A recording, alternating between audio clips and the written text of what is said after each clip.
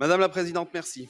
La gare ferroviaire de Modane en Savoie connaît depuis plus de 30 ans, de fortes difficultés dues à la réorganisation des services de la SNCF, mais également à l'ouverture des frontières qui a bouleversé son mode de fonctionnement.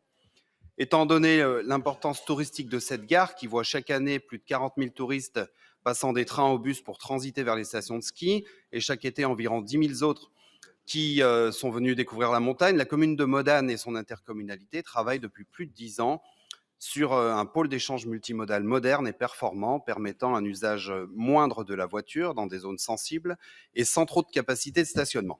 C'était sans compter sur les multiples tracasseries dues à la réorganisation interne de la SNCF, qui ne permet pas d'avancer efficacement sur le projet, mais également sur l'éboulement inédit qui a touché la ligne internationale le 27 août dernier et qui va nuire à la desserte des stations de Haute-Maurienne pendant plus d'un an et demi, visiblement. C'est une situation inédite. Je rappelle qu'en 1944, quand les Allemands ont été chassés de la vallée, ils ont fait sauter le tunnel international et qu'il a fallu juste un an pour le remettre en circulation.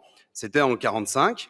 Aujourd'hui, plus de 70 ans après, on met un an et demi à rétablir une circulation sur une voie internationale. Compte tenu de ce contexte, nous demandons que la collectivité vienne exceptionnellement aider cette gare à se repenser, à se reconstruire et à envisager l'avenir sereinement en lui apportant des financements permettant sa mutation profonde et en apportant donc un soutien à hauteur de 80% du coût de réaménagement de la gare routière et 60% au réaménagement du bâtiment voyageur. Merci. Merci Madame Marche.